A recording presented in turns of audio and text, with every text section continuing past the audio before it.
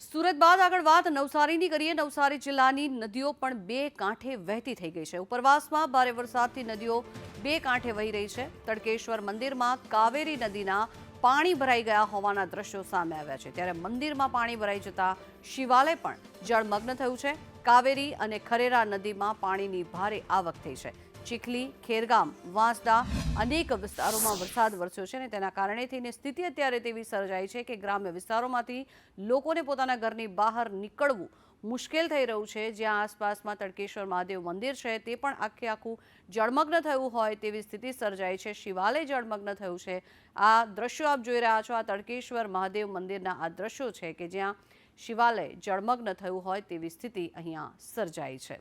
બંને નદીઓ જે છે તે બે કાંઠે વહેતી થઈ છે અને તેના માટે આસપાસના ગ્રામ્ય વિસ્તારના સ્થાનિકોને પણ ખાસ એલર્ટ કરવામાં આવ્યા છે।